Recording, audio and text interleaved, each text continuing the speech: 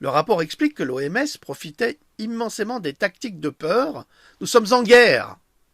Nous sommes en guerre. Nous sommes en guerre. Nous sommes en guerre contre un virus.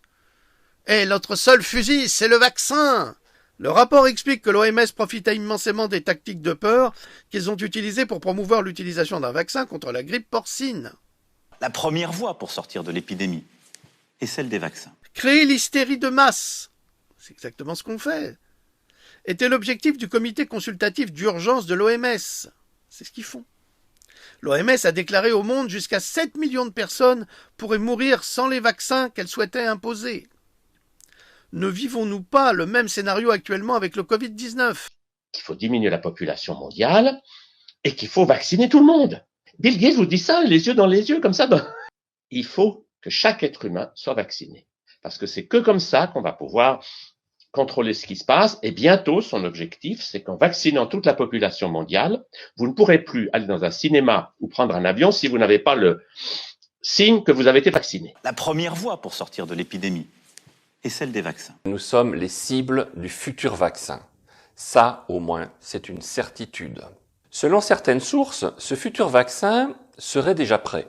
Mais cela reste à démontrer. Ce qui est sûr, c'est qu'il sera proposé ou imposé dès la fin du confinement. Les vaccins de GSK violent l'éthique internationale parce qu'il est présenté sous forme d'une campagne de vaccination de routine. Ça veut dire que quelqu'un qui vient de naître en Afrique, aujourd'hui, il reçoit un vaccin. Mais c'est le vaccin qui va l'écheminer, en fait, le vaccin qui va le tuer. Et surtout si cet enfant a encore une fille, elle meurt tout de suite. La première voie pour sortir de l'épidémie est celle des vaccins. En 2020, il paraît totalement surréaliste que nous soyons prisonniers d'une morale scientiste pratiquant la censure nazie à tous les niveaux et dans tous les pays dès qu'un scientifique, un journaliste ou même un conférencier ose mettre en doute le discours incohérent développé grâce à des milliards d'euros et de dollars d'investissement à travers les médias, les pires mensonges anti-science en affirmant que la picousisation, sauve des vies alors que cette affirmation n'a jamais été prouvée. La première voie pour sortir de l'épidémie est celle des vaccins. Alors l'OMS, Organisation mondiale de la santé, a été confrontée à de graves conflits d'intérêts avec l'industrie pharmaceutique.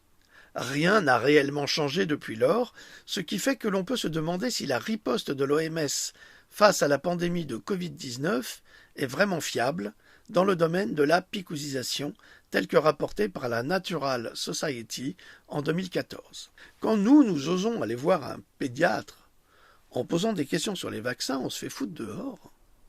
Mais quand Bill Gates décide quel vaccin il va imposer au pédiatre, le pédiatre, qu'est-ce qu'il dit ? Il dit mais oui, viens, donne, Bill Gates, donne, parce que de toute façon, moi, à chaque fois que je vaccine, je touche 7 euros. Je m'en fous ce qu'il y a dans ton vaccin, si tu me dis que c'est bon. La première voie pour sortir de l'épidémie est celle des vaccins.